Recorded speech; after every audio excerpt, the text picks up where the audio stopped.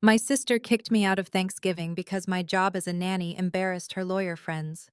I'm Katie Owen, 32, and this is how my sister's cruelty at our family dinner led to her losing everything she'd worked for. What started as another family humiliation ended with her boss standing up from our dinner table, recognizing my name from a contract worth more than her entire career. The champagne glass she'd been holding to toast her success shattered on Italian marble, along with her senior partnership dreams. If you're watching this, please subscribe and let me know where you're watching from. It started 3 days before Thanksgiving when Madison called me with that sugary sweet voice she only uses when she needs something. Katie, darling. Madison's voice dripped through my phone like expensive honey. You're coming to Thanksgiving at my place this year, aren't you? I should have known something was wrong. Madison never called me darling unless witnesses were present or she needed to manage appearances. The last time she'd hosted Thanksgiving, she'd seated me in the kitchen with the caterers. Of course, I replied, shifting my phone while helping 4-year-old Charlotte with her Mandarin homework. Should I bring anything? Just yourself. Oh, and Katie? Her tone shifted, sharper now. I'm having some colleagues from Harper and Associates, important people. You understand? I understood perfectly. Translation: don't embarrass me. Wear something appropriate. Professional. And maybe we could say you're in private education? It sounds better than… She paused. What you actually do. Charlotte looked up at me, practicing her characters with perfect strokes. Her mother, a UN diplomat, paid me $180,000 a year to ensure her daughter grew up trilingual and culturally sophisticated. But Madison didn't know that. To her, I was just the family failure who changed diapers for a living. I'll wear my black dress, I said simply. Good. And Katie, please don't mention that you never finished college. These are Harvard people. They wouldn't understand your choices. My choices, like dropping out of MIT to care for our father while he died of cancer. Like holding his hand through chemo while Madison stayed at Harvard, too busy with law review to visit. Like paying for his experimental treatments with my savings while she claimed student loans made helping impossible. I understand, Madison. Perfect. Thursday at 4. Don't be late. She hung up without saying goodbye. I looked at Charlotte's homework.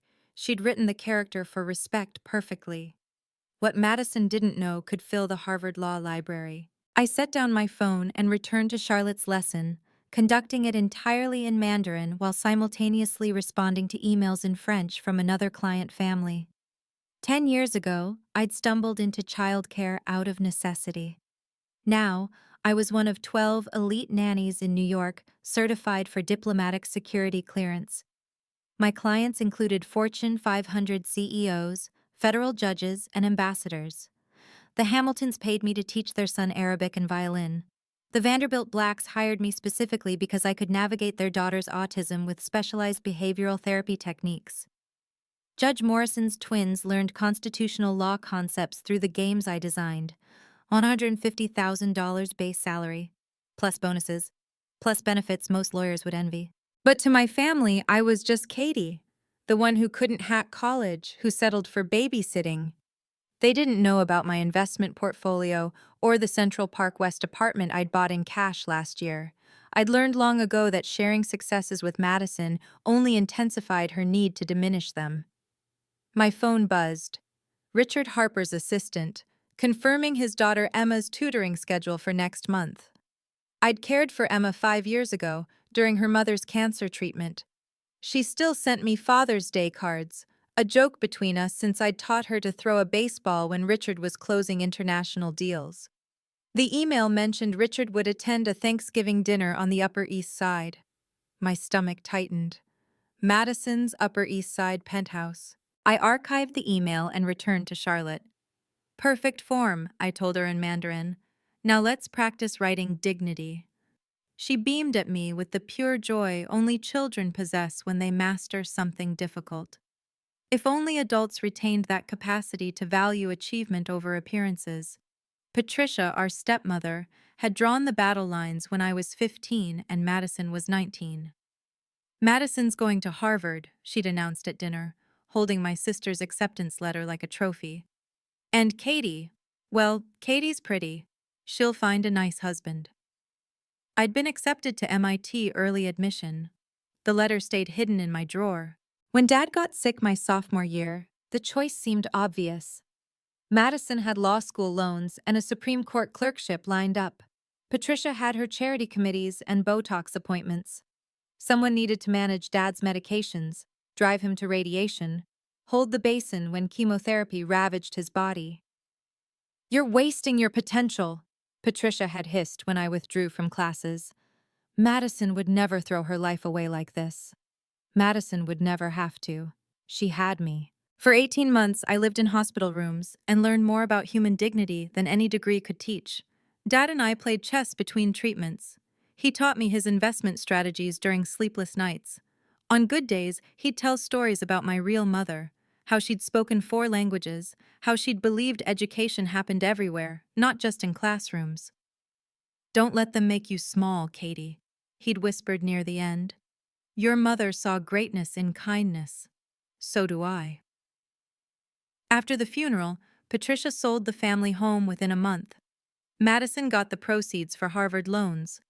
I got Dad's chess set and a lecture about making better choices. Now scrolling through my evening schedule, a conference call with parents in Tokyo, lesson plans for 3 children, a behavioral report for Charlotte's family. I wondered what Dad would think of my choices. My phone lit up. Patricia calling. I let it ring. Wednesday afternoon, I stood in Hermes selecting Madison's gift. The sales associate recognized me from my regular visits for client gifts. "The new silk scarf collection?" she suggested. "The orange box always makes an impression." I chose a $2,200 piece with an equestrian pattern. Madison collected horse figurines she'd never admit were from Home Goods. Small rebellions. My phone vibrated. An email from Eleanor Hamilton, one of my first clients. "Katie, dear, I wanted to confirm you're attending the Morrison Foundation Gala next month. Richard Harper specifically requested you join the Education Committee discussion. Your insights on early childhood development were instrumental in the proposal. Best, Eleanor." Richard Harper. The name seemed to follow me this week. I'd cared for his daughter Emma during the worst year of his life. His wife was dying, and he'd needed someone who could provide stability while his world crumbled. Emma and I had created elaborate fantasy worlds, painted murals on her playroom walls, learned to bake her mother's recipes to preserve memories. When Elizabeth Harper passed, Emma whispered to me at the funeral, "You made Mommy happy because she knew I was safe." Richard had tried to triple my salary to stay. I'd declined. Emma needed to bond with her new nanny, not cling to someone who reminded her of loss. But he'd written me a recommendation letter that opened doors I hadn't known existed. He'd also insisted on an unusual contract with extensive professional protection clauses. "He's quite particular about respecting childcare professionals," his lawyer had explained. "Something about his mother being dismissed from teaching for being pregnant in the 1960s. He insists anyone caring for Emma have ironclad dignity protection." I signed the papers 5 years ago, never imagining I'd need them. The Hermes box wrapped perfectly. I had no idea this receipt would later become evidence. Madison's penthouse announced its $3 million price tag before you stepped inside. The private elevator opened directly into a marble foyer that could fit my childhood bedroom twice. A baccarat chandelier cast rainbows across walls lined with Madison's Harvard degrees and bar admission certificates. "Katie!" Madison appeared in an Oscar de la Renta dress I recognized from this season's collection, $8,000 of structured silk that whispered money with every movement. "You're early." "You said 4. I said 4-ish. The partners aren't here yet." She evaluated my simple black sheath, Armani, but she'd never recognize it without logos. "Well, you look appropriate." The living room opened onto a terrace overlooking Central Park. 7 lawyers already mingled, their conversations peppered with case citations and billable hours. The men wore Tom Ford and Brioni. The women carried Bottega Veneta bags that cost more than most Americans' monthly salaries. Everyone, Madison's voice cut through. This is my little sister, Katie. She's between opportunities right now. Between opportunities, not she runs a successful childcare consulting business, not she speaks 4 languages, not even she's a nanny. Just nothing. What field are you in? A young associate asked politely. I work with. Katie helps with children sometimes, Madison interrupted, laughing like she'd said something charming. She's finding herself. We can't all be Harvard Law, can we? The associate smiled uncomfortably. One, a woman about my age, studied me with curious recognition. Katie Owen, she repeated slowly. Why does that name? Champagne? Madison thrust a glass at me, cutting her off. Let's toast to family, even the ones who take the scenic route through life. They raised their glasses. I held mine steady, watching the bubbles rise like tiny rebellions against gravity. So, Katie, a senior associate named James ventured, clearly trying to be kind. Madison mentioned you work with children. Are you a teacher? She's not certified for teaching. Patricia's voice sliced through the room. Our stepmother had arrived in vintage Chanel, her face frozen in its usual Botox perfection. Katie never finished college. Such a shame, really. All that potential. Mom, Madison's warning was perfunctory for show. What? I'm just being honest. Some people are meant for academia, others for simpler paths. Patricia air-kissed Madison's cheek. Your father would be so proud of you, darling. Senior partner track at 36. Not senior partner yet, Madison demurred with false modesty. Just a matter of time after that Brennan case. Patricia turned to the room. $2 million settlement coming. My daughter's brilliant. I sipped champagne and stayed silent. Charlotte's family had just won a $10 million international custody case because I'd documented 2 years of behavioral improvements that proved stability. But that wasn't dinner conversation. What kind of child care? The curious associate pressed. Daycare? Nannying? Madison laughed, bright and sharp. Oh, Katie's a babysitter.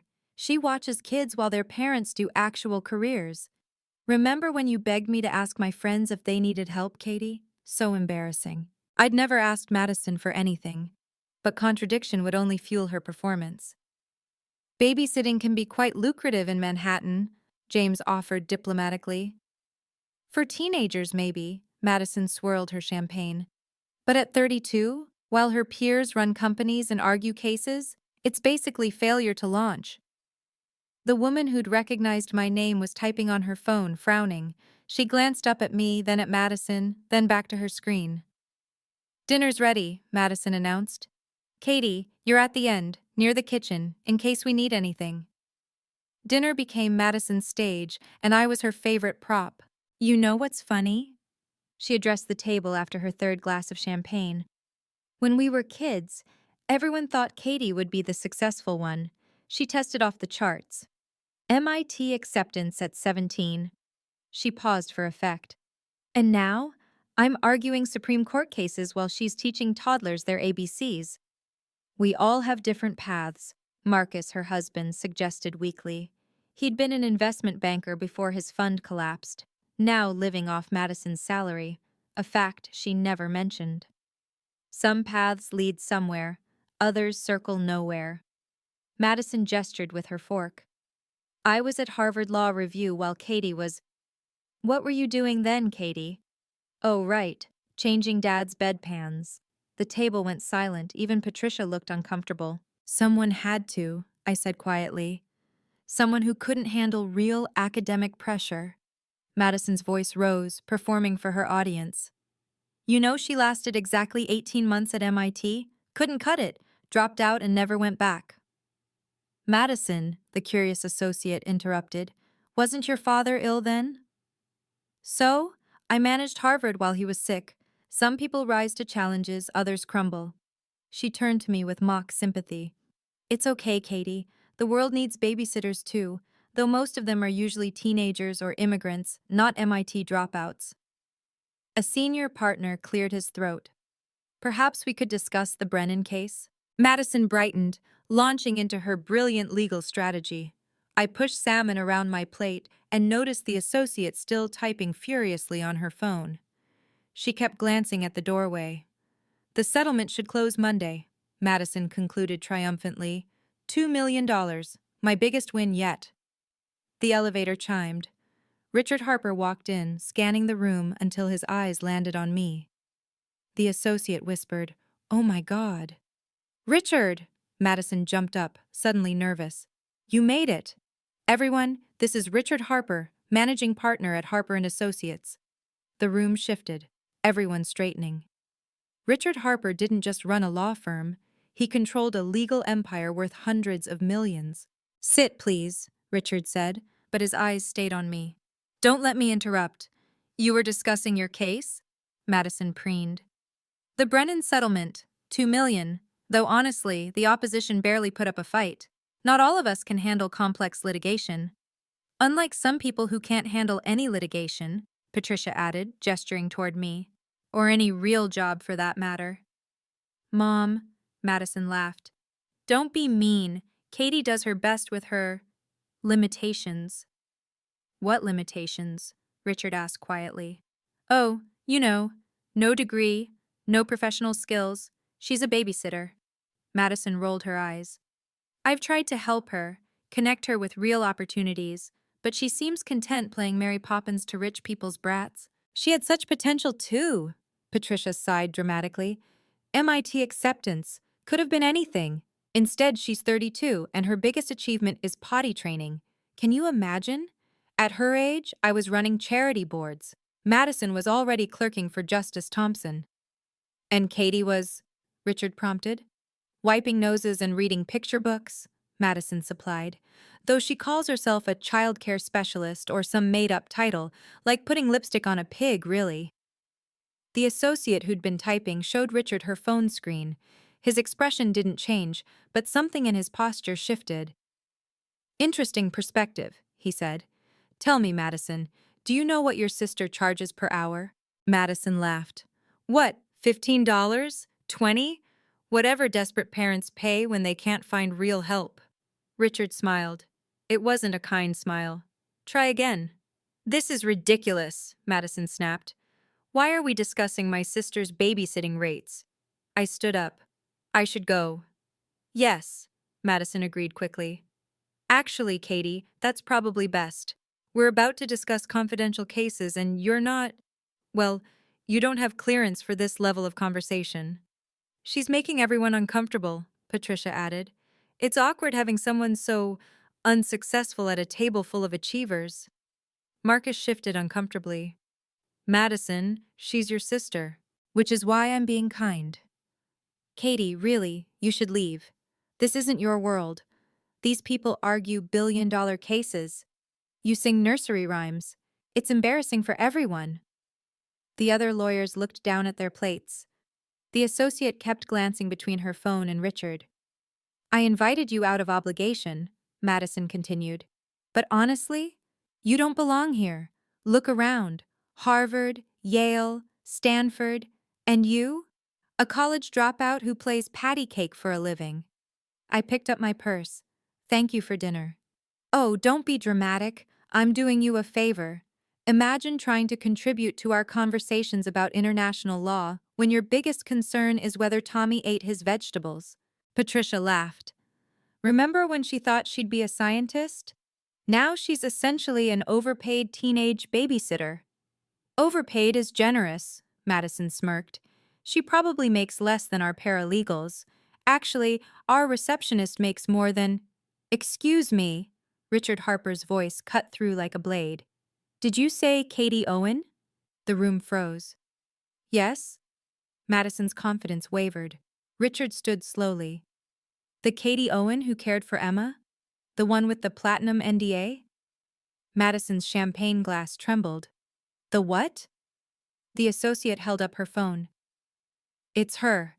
I knew I recognized the name. She's the one from the Hamilton recommendation." "What recommendation?" Madison's voice pitched higher. Richard smiled. Sit down, Ms. Owen, please. Mr. Harper, I said quietly. It's fine. I was just leaving. No. Richard's voice carried the authority that commanded 300 lawyers. You're not going anywhere. Madison, however, might want to reconsider her position. My position? Madison laughed nervously. Richard, I don't understand. She's just my sister. She babysits. Why are you… Just a babysitter? Richard pulled out his phone. The Katie Owen who has security clearance for 3 embassy families, who speaks Mandarin, French, Arabic, and Russian, who taught my daughter advanced calculus at age 9 while managing her grief therapy. The table went silent. Madison's face drained of color. That's not possible. The same Katie Owen, Richard continued, scrolling through his phone, who has a signed NDA with exceptional service provisions, including, if I recall correctly, defamation protection and professional dignity clauses. Professional dignity? James whispered. For a nanny? For a specialized childcare professional with security clearance, Richard corrected. Ms. Owen, when you cared for Emma, you signed a comprehensive protection agreement. Do you recall the terms? I stayed quiet. Madison's hands shook. Article 7, Richard read from his phone. Any party who publicly demeans, belittles, or damages the professional reputation of the contracted specialist faces immediate legal action and financial penalties starting at $500,000. That's ridiculous, Patricia shrieked. She's family. This is a family dinner. Article 7, subsection B, Richard continued. These protections extend explicitly to family members, social situations, and public forums. The associate was typing frantically. Oh my God, Madison, you just… In front of witnesses, you called her… Wait. Another partner stood up. Katie Owen. You're the Katie Owen? From the Morrison recommendation? Madison grabbed the table. What Morrison recommendation? Judge Morrison? Federal Circuit? His twins? The partner stared at me. You're the one who prepared them for the Georgetown interviews? Richard smiled coldly. The very same. Madison's desperation manifested as rage. This is absurd, Richard. You can't seriously be defending her. She's nothing. I went to Harvard. I'm about to make senior partner. Are you? Richard's tone could freeze champagne. The Brennan case. The Brennan case you've been discussing so freely? At a dinner with someone you just loudly declared has no clearance? Someone you insisted leave because they're not qualified to hear confidential information? Richard let that sink in. Yet you've been discussing case details for an hour. Madison's mouth opened and closed like a landed fish. Either she's professional enough to hear this information, or you've just committed a serious breach of client confidentiality. Richard turned to the other partners. Which is it? Mr. Harper, Madison tried to recover. Surely you understand. She's just… look at her. She couldn't even finish college. Because your father was dying, the associate said suddenly. Everyone turned to her. She held up her phone. I looked it up. MIT confirms she withdrew for family medical emergency. Her father had stage 4 cancer. That's not… Madison started. You stayed at Harvard, the associate continued, while your sister managed his care. 18 months of treatments. She was his primary caregiver. Someone had to achieve something, Madison shouted. Someone had to make the family proud. Proud? Marcus finally spoke. Madison, you visited your father twice. Katie held his hand while he died. Because she had nothing better to do. No career, no future. No sister worth having, I said quietly. The room went silent. Richard cleared his throat. Madison, are you familiar with Harper and Associates' Code of Professional Conduct? Her face went white. Of course. Section 12. Professional respect. Would you like me to read it? That's for the workplace. It's for all professional interactions, including those with contracted specialists, like your sister. If you've ever been dismissed for your career choice, you'll understand what happened next. Before we continue, please hit that subscribe button. Your support helps me share these important stories. Have you ever had family underestimate your worth? Let me know in the comments below. I read every single one, and your experiences matter. Now, watch how one legal document changed everything. This next part still gives me chills when I remember the look on Madison's face when she realized her entire career was about to crumble. Richard pulled up a document on his tablet, projecting it onto Madison's smart TV. The NDA filled the screen, my signature visible at the bottom alongside his. "This contract," he began, "was drafted after Ms. Owen cared for my daughter during my wife's illness. It includes unprecedented protection clauses. Would you like to know why?" Madison stayed silent, gripping Marcus's hand. "Because Katie Owen isn't just a babysitter. She's a specialist who holds clearance for diplomatic families. She's trusted with children whose kidnapping would trigger international incidents. The Hamilton's son, heir to a pharmaceutical empire, Judge Morrison's twins, they have Secret Service details." "That's not possible," Patricia whispered. "The French ambassador's children call her Tante Katie. The Saudi prince's daughter learned piano from her.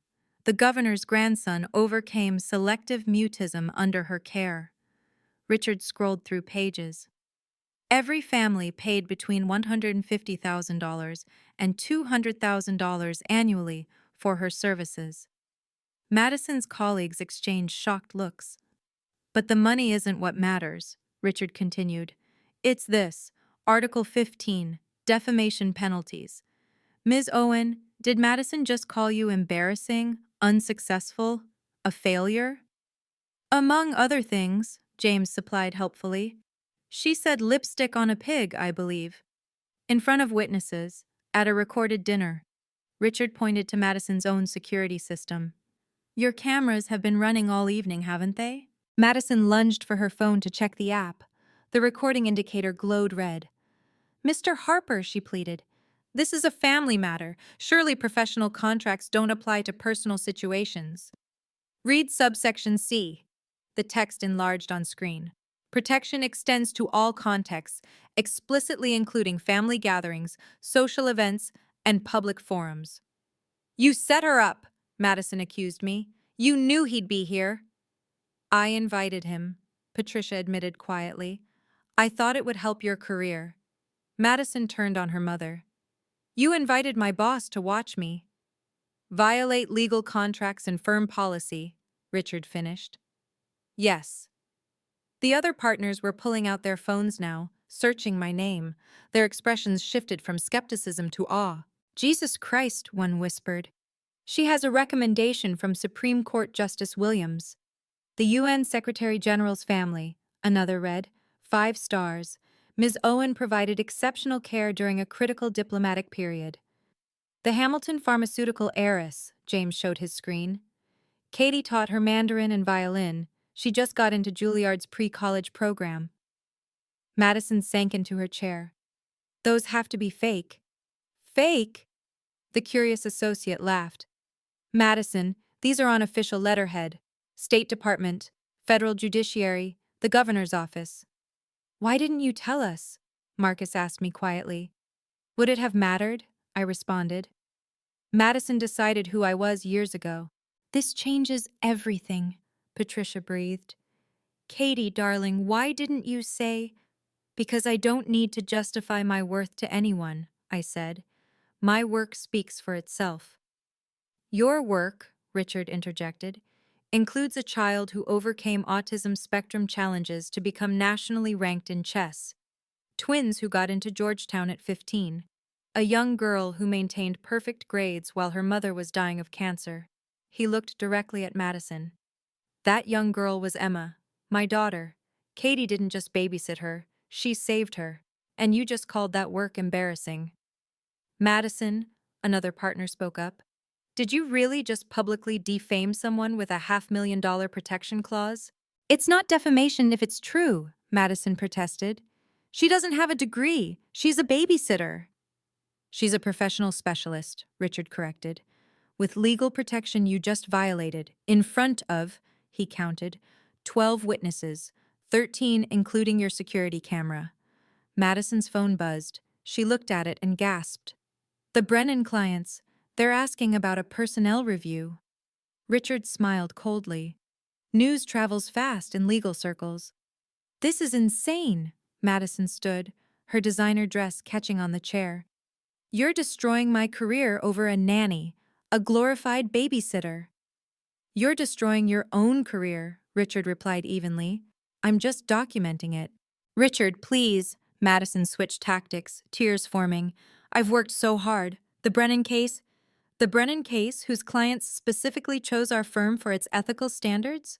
Richard pulled up another document. Their retainer agreement, Section 9. They can withdraw if any senior team member demonstrates professional misconduct or ethical violations. This isn't misconduct. It's a family dinner. Where you publicly humiliated a contracted professional, where you revealed confidential case details, where you demonstrated the kind of elitist bias that could destroy our firm's reputation. Richard's voice hardened. The same firm your father helped build before he died. That stopped Madison cold. My father? David Owen was our outside counsel for 15 years. Did you think I didn't know who you were when I hired you?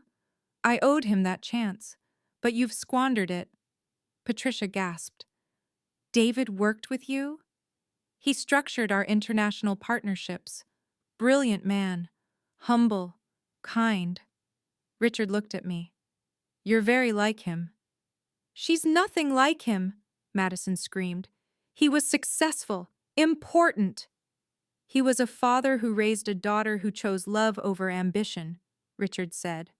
And another who chose ambition over everything else, including basic human decency. You can't fire me over this, Madison said desperately. I'll sue. You'll what? Sue for the right to violate contracts? To breach professional ethics? Richard shook his head. Madison, you're done at Harper & Associates. No! Madison grabbed the table. The partnership. I was getting the partnership. Was, Richard confirmed. Past tense. Marcus stood up. Madison, stop. You're making it worse. Worse? She laughed hysterically. How could it be worse? Richard's phone buzzed. He smiled. The Brennan clients just formally withdrew. That's how. I stood quietly and picked up my purse. Mr. Harper, I appreciate your defense, but this isn't necessary. Katie, sit down, he commanded. No, I said softly. Madison's my sister. Despite everything, I don't want her destroyed, not like this. Madison laughed bitterly. See? Even now she plays the martyr. Saint Katie, so noble, so forgiving. I'm not forgiving you, I clarified. I'm choosing not to engage. There's a difference. You're running away, like you always do, like you did from MIT. I left MIT to care for our father. I stayed because I discovered something I loved more than theoretical physics, helping children reach their potential. I moved toward the door. You see failure. I see purpose. Purpose? Madison mocked. Wiping noses is purpose? Madison, stop, Marcus pleaded. Teaching a traumatized child to speak again is purpose, I continued calmly.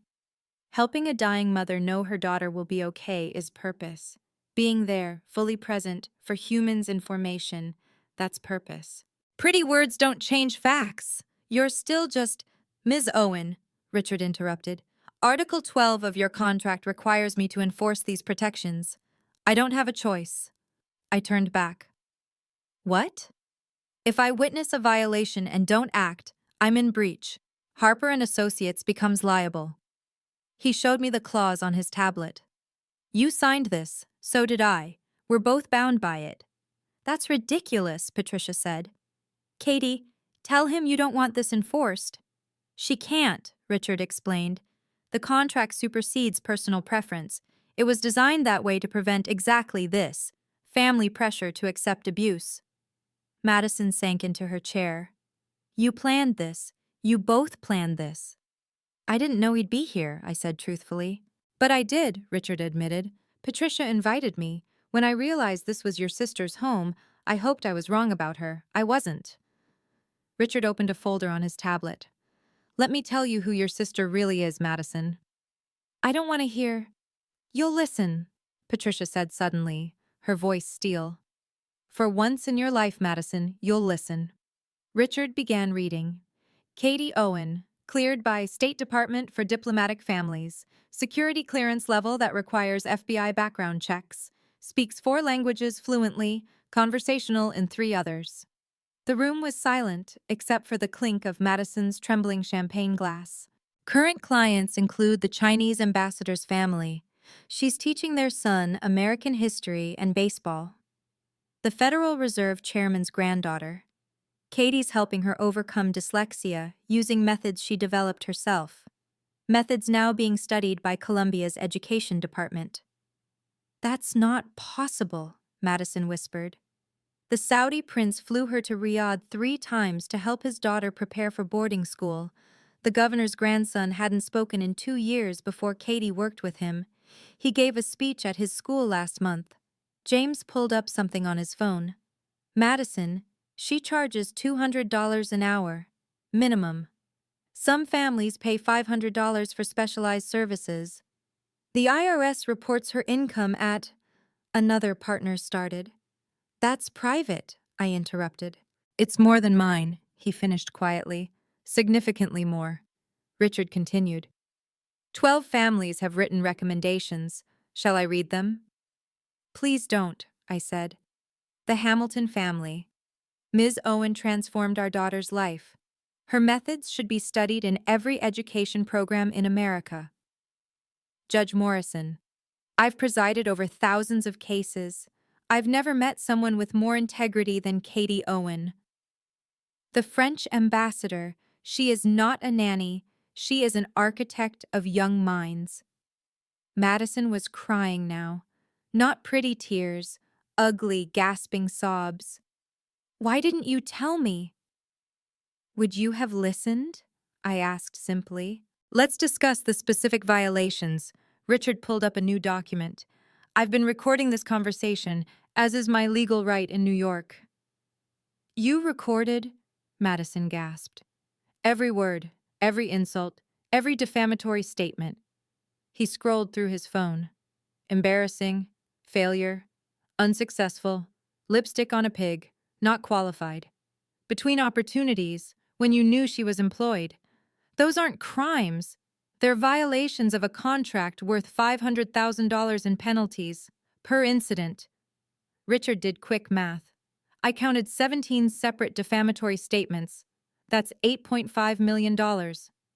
Madison fainted. Actually fainted. Marcus caught her before she hit the floor. 8 million? Patricia shrieked. Plus potential criminal charges for harassment, plus civil suits for intentional infliction of emotional distress.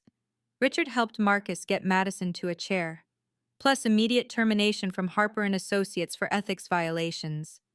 You can't, Madison gasped, coming around. The firm needs me. The firm needs lawyers who understand respect, who comprehend that every profession has dignity. Richard's voice was ice. You've shown yourself incapable of either. But the Brennan case is gone. They withdrew. He showed his phone, officially, citing concerns about their legal team's ethics. That's $2 million in fees that you personally just cost the firm, after publicly demonstrating the kind of elitist prejudice that destroys jury sympathy. Richard turned to the other partners.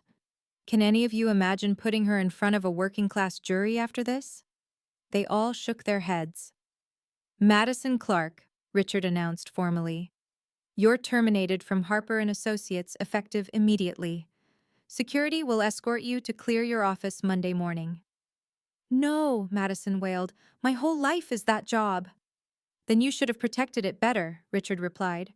The way your sister protected your father. With sacrifice. With dignity. With love. There's more, Richard announced. The Brennan case isn't your only problem, Madison. She looked up with red, swollen eyes. What do you mean? You've been lead attorney on 3 other cases involving family services, correct? The Mitchell custody battle, the Pearson adoption, the Smith family trust. Yes, so? All 3 involve childcare professionals as key witnesses. Nannies, au pairs, family assistants. Richard's smile was sharp. How do you think they'll feel about testifying for someone who publicly calls their profession embarrassing? The blood drained from Madison's face completely. The Smith family already called. Richard checked his phone. Their nanny recorded your Instagram story last month where you mocked women who waste their lives raising other people's children. They're requesting new counsel. I was joking. Were you joking tonight when you called your sister a failure? When you said she was playing Mary Poppins to rich brats? Richard let that sink in. The same rich brats who are your client's children? Another partner spoke up. Madison, the Mitchell case depends entirely on the nanny's testimony about the mother's fitness. She'll testify. I already prepped her. Will she? After this gets out? The partner showed his phone. Someone's already posting about it on legal Twitter. Harper and Associates senior associate calls childcare workers embarrassing failures. Madison grabbed the phone. The post already had hundreds of shares. That's taken out of context. Is it? Richard played a recording on his phone. Madison's voice filled the room. She's 32, and her biggest achievement is potty training. Every childcare worker in New York will know your name by tomorrow, James said quietly. You'll be toxic to any case involving families. But that's my specialty, Madison cried. Family law is all I know. Then you should have respected families, Richard said. All families, including the ones held together by people like your sister. I opened my purse and pulled out a manila folder I'd hoped I'd never need. What's that? Madison asked fearfully. Copies of my recommendation letters. I brought them in case anyone questioned my qualifications. I set them on the table. I knew there would be lawyers here. I thought maybe, just maybe, one of them might need someone like me. Richard picked up the top letter. This is from my wife, Elizabeth, written 2 weeks before she died. Everyone went silent. He read aloud. Katie Owen gave me the only peace I knew in my final months, the certainty that Emma would be not just cared for, but loved, cherished, understood. She didn't just watch my child. She held my daughter's heart together while mine was breaking. Tears ran down several faces. Even Patricia was crying. This one, Richard held up another, is from Senator Mitchell. Katie taught his autistic son to communicate through music. The boy just got accepted to Berklee College of Music. This one, James had picked up a letter, is from a Nobel laureate. She says Katie taught her daughter advanced mathematics using origami and cooking. Madison stared at the pile. There must be 20 letters here. 23, I corrected, from families who trusted me with their most precious possessions, their children, their futures, their legacies. Why didn't you ever tell me? Madison's voice broke. I tried. 5 years ago, I called to share that the Hamilton family had recommended me to the governor. You said, that's nice, but listen to what happened at court today, and talked for 40 minutes about a motion filing. I don't remember. I do. Just like I remember calling about Emma Harper's breakthrough with grief therapy. You said you didn't have time for babysitting stories. Madison buried her face in her hands. So I stopped sharing, and you never noticed. Madison exploded from her chair, designer dress tearing at the seam. This is manipulation. You're all being conned. Madison, stop. Marcus tried to grab her arm. She shoved him away. Can't you see what she's doing? She planned this. She's always been jealous of me. Jealous? I asked quietly. Yes, of my success, my education, my life. Madison grabbed a champagne bottle, wielding it like a weapon.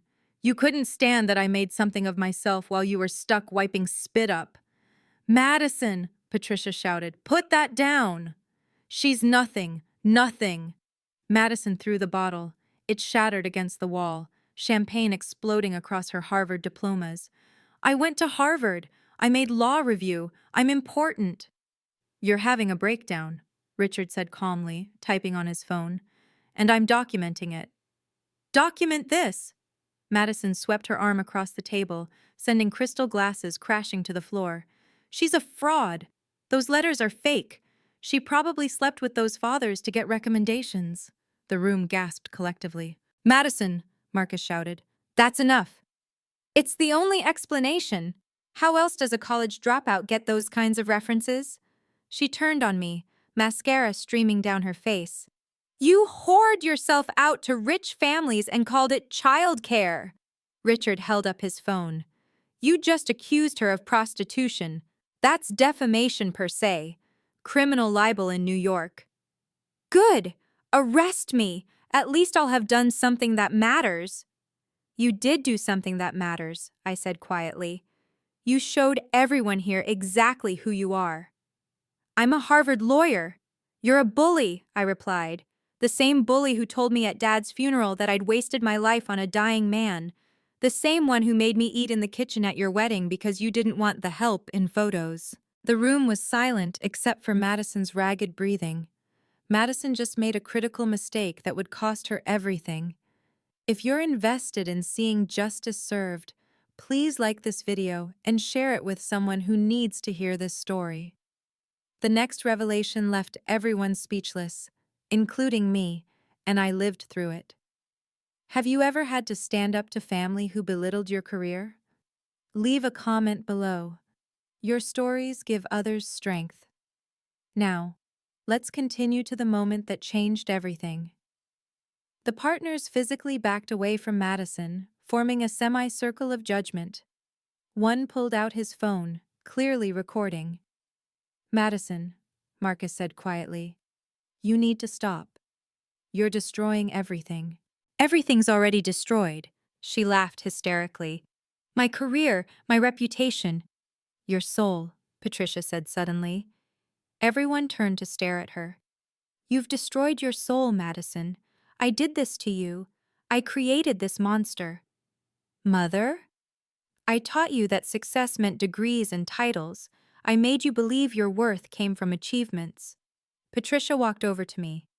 I told you Katie was less than you because she chose love over ambition. I was wrong. She's worth 10 of you. Madison stumbled backward. You're choosing her? The failure? I'm choosing truth, Patricia replied. Katie held your father's hand while he died. She gave up MIT to be present for family. You gave up family to be present for Harvard. Someone had to succeed. Someone did, Richard interjected. Katie succeeded at something you failed, being human. The associate who'd recognized me earlier spoke up. Madison, I need to tell you something. My sister is a nanny. She works for one of Katie's former families. They still talk about her. They call her the miracle worker. So? So when you spent tonight calling nannies embarrassing failures, you insulted every working parent who depends on them, every child who's been loved by them, every family held together by them. She stood. I'm requesting a transfer. I won't work under you. I'm not your boss anymore, Madison screamed. Harper fired me. Good, another associate said, because I was about to quit rather than work for someone who thinks caring for children is embarrassing. One by one, every lawyer at the table stood and moved away from Madison, leaving her alone at the head of her own dinner table. Richard cleared his throat. There's one more thing, Madison, something I haven't told anyone yet. What now? She asked brokenly. What else could there possibly be? Katie, I apologize for not asking first, but the board met yesterday. We voted unanimously.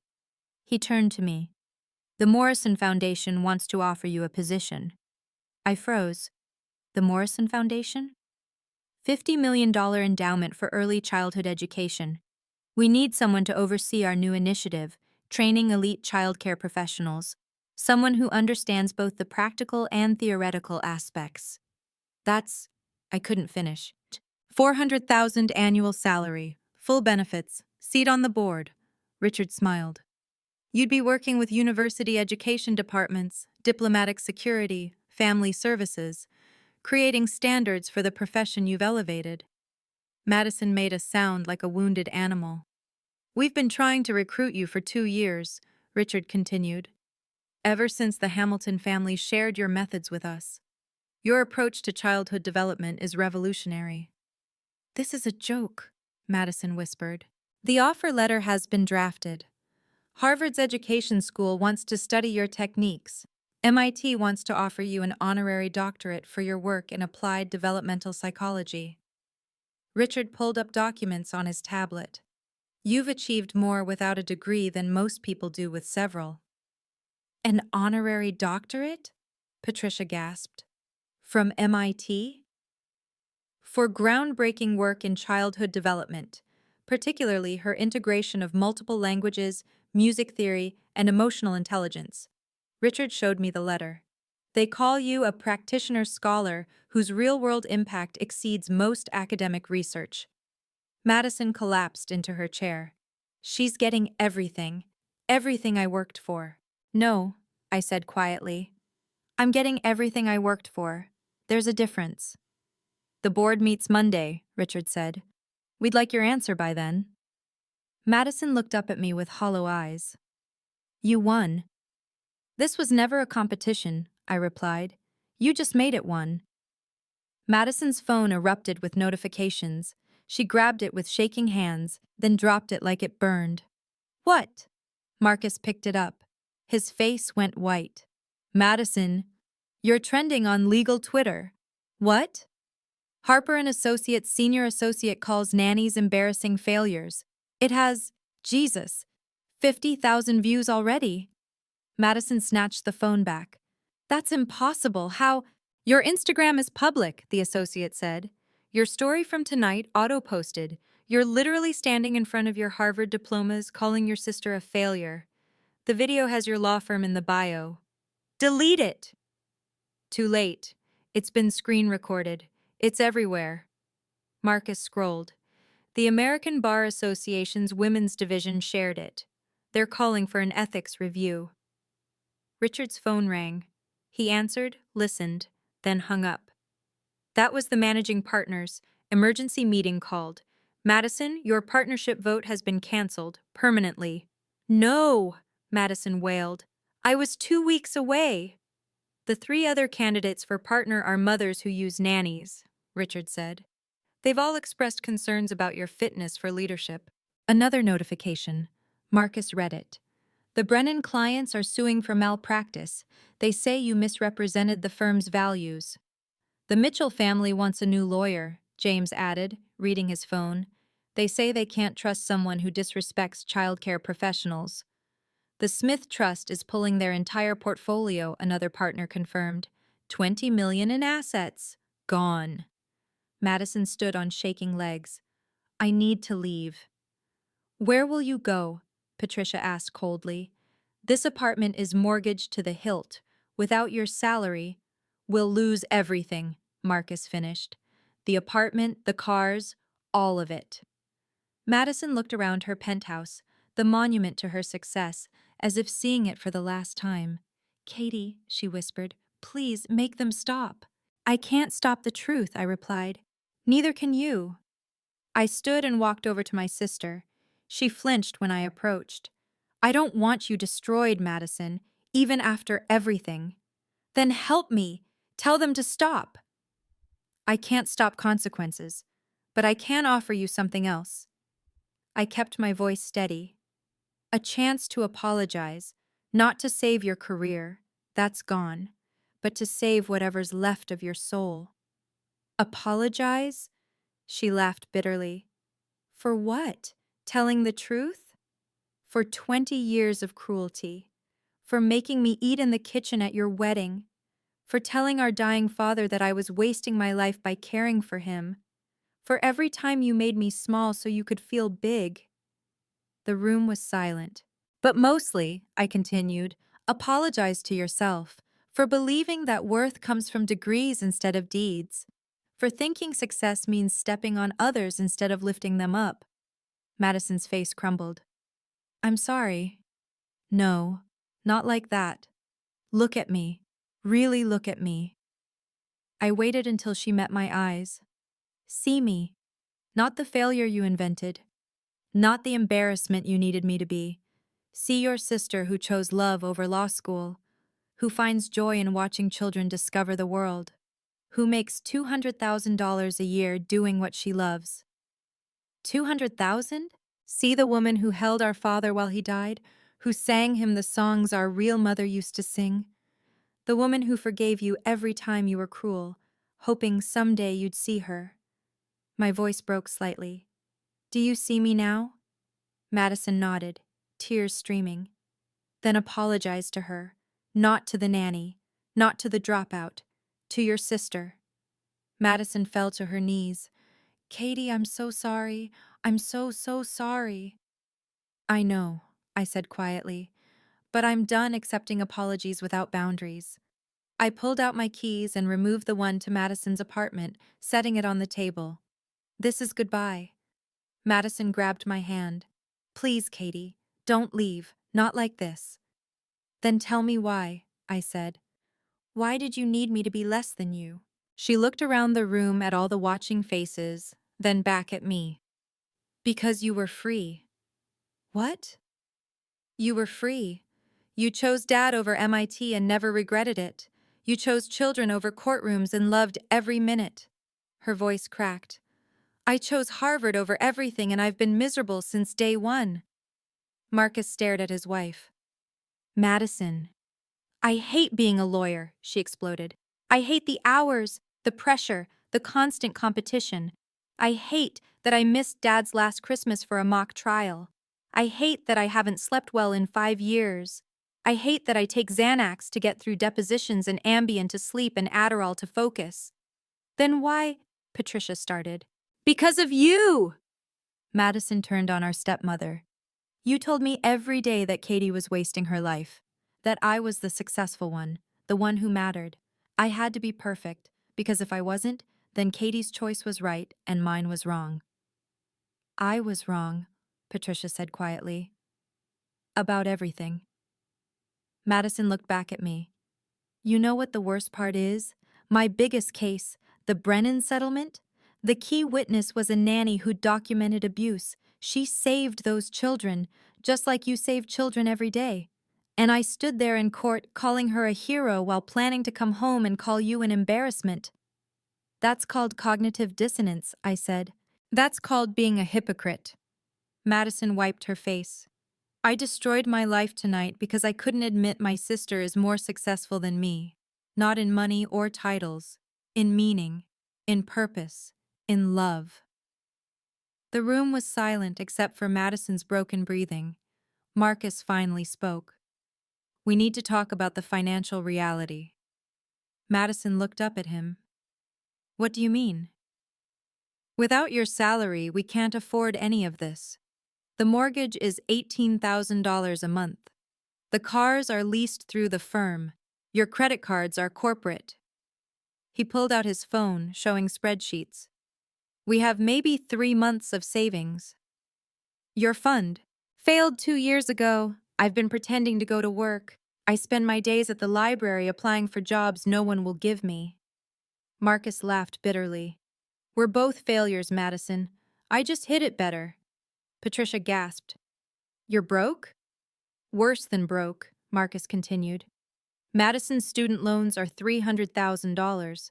Without the partnership bonus, we'll have to declare bankruptcy. The partnership bonus was $2 million, Madison whispered. I was 2 weeks away from $2 million. And you threw it away for what? Richard asked. The satisfaction of humiliating your sister? Madison's phone rang. She looked at it and moaned. It's the bank. They've seen the news. They're calling about the mortgage. Don't answer, Marcus advised. We need a lawyer. I am a lawyer. You were a lawyer, Richard corrected. The Bar Association will review your license after tonight's behavior. Another notification.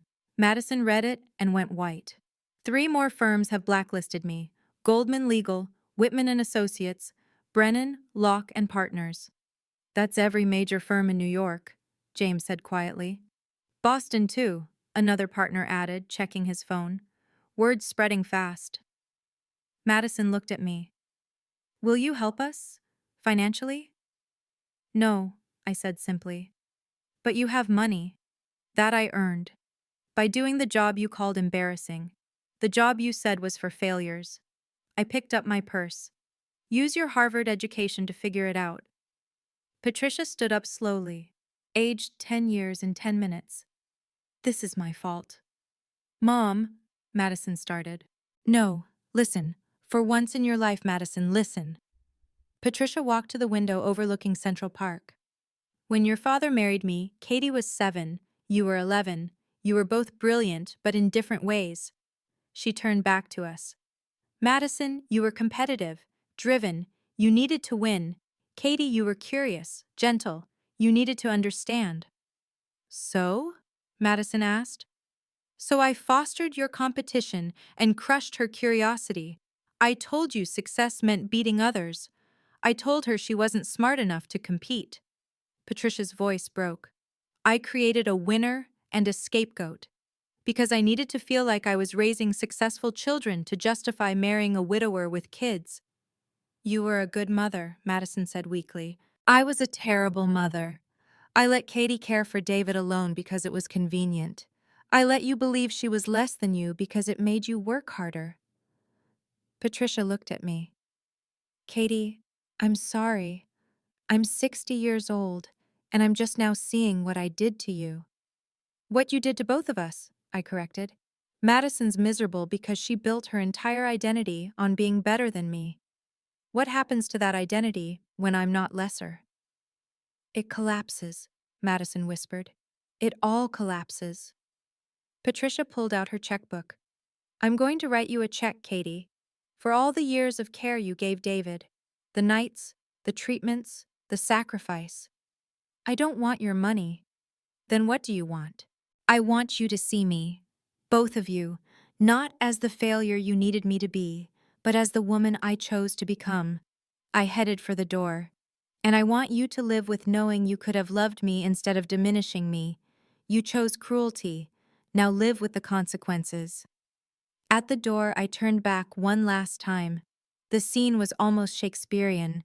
Madison on her knees in her torn designer dress, Patricia clutching her checkbook like a lifeline, Marcus surrounded by the wreckage of champagne glasses and shattered pride. Madison, I said, I'll give you one thing, a reference. She looked up with desperate hope. You will? For a nanny position.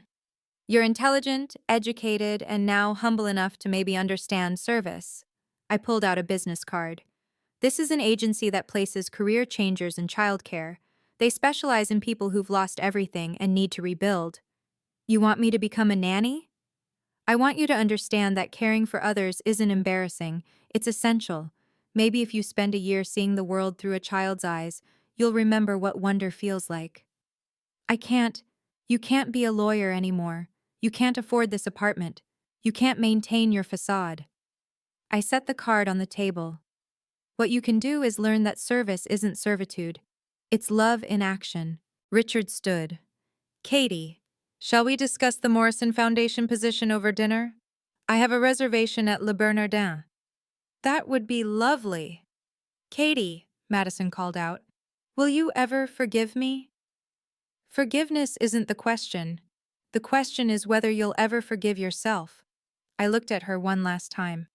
You spent 20 years building a castle on the foundation of my supposed failure. Now that castle is rubble. What will you build next? I don't know. Good. Not knowing is the beginning of wisdom.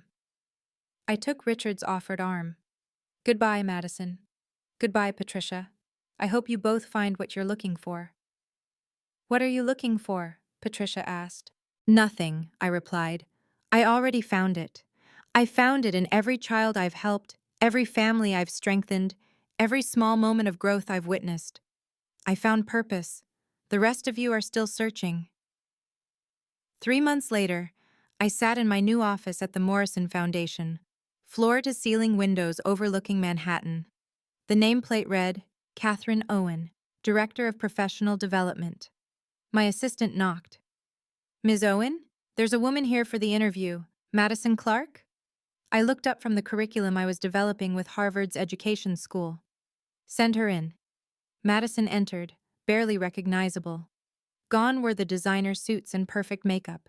She wore simple black pants and a white shirt, the uniform of someone starting over. "Thank you for seeing me," she said quietly.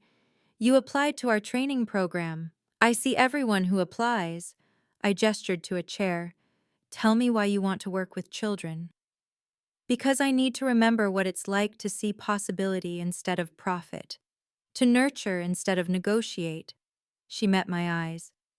"Because my sister was right. I built my life on the wrong foundation."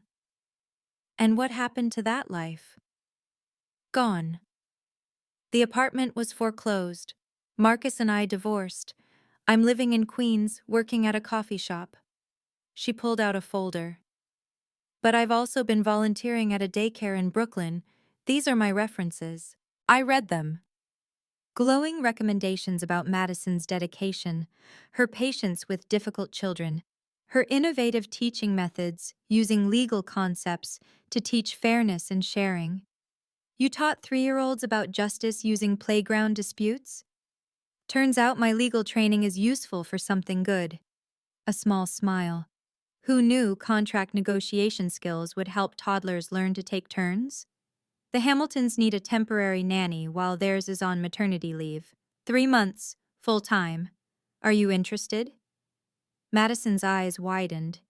"The pharmaceutical Hamiltons? But they're your former clients. Who trusts my recommendations? The question is whether I can trust you with them." "You can," she said firmly. "I promise, Katie, you can." The story of that Thanksgiving dinner rippled through New York's elite circles like a stone in still water. 3 families who'd dismissed their nannies as just help called to apologize and offer raises. The Morrison Foundation received 50 applications from career changers wanting to enter childcare.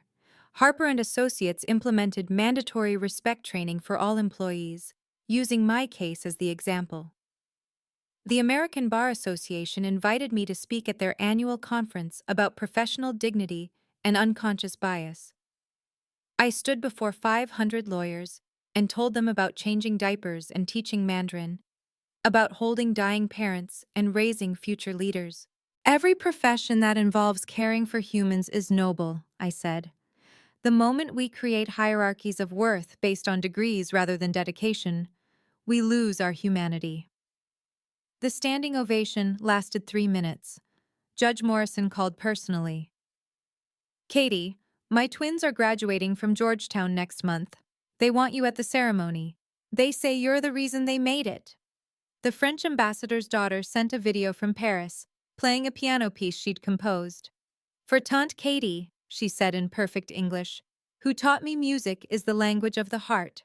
Emma Harper, now 14, published an essay in her school paper about grief and healing. She'd quoted something I'd told her years ago. "Love doesn't end when someone dies. It transforms into memory, and memory becomes strength." Richard forwarded me the piece with a note. "She wants to become a child psychologist. She says you showed her that healing happens through connection, not credentials." Even Patricia had changed. She'd sold her Upper East Side condo and moved to a modest apartment in Brooklyn, volunteering at the same daycare where Madison worked. "I spent 40 years caring about the wrong things," she told me.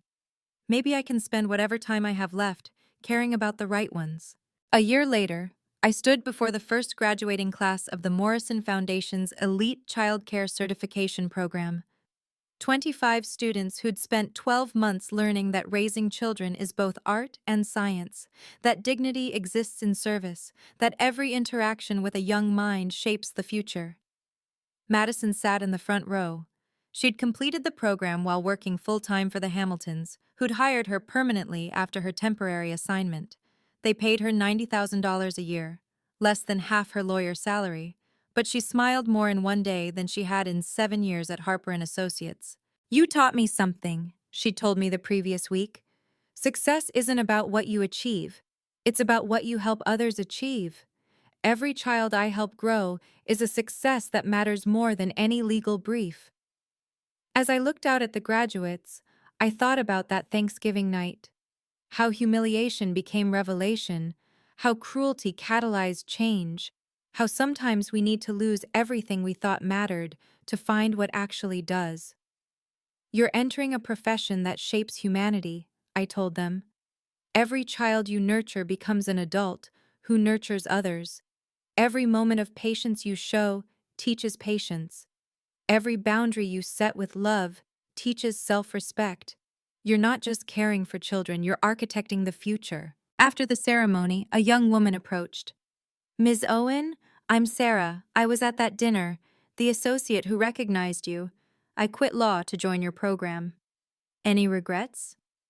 Only that it took public humiliation of caregivers to make me realize I'd rather be one than defend corporations. She smiled. My sister says I've never been happier.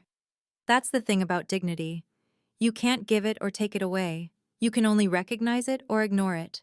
And once you truly see it in others, you can finally find it in yourself. Thank you for witnessing my story. If you've ever been diminished for your career choice, remember, your worth isn't determined by others' opinions, but by the excellence and integrity you bring to your work. Please subscribe and share this with someone who needs to hear that their job matters. Comment below with your own experience of professional dignity. I read every single one. What career do you think deserves more respect? Let's change the conversation about what success really means. Together, we can build a world where every form of service is seen as sacred.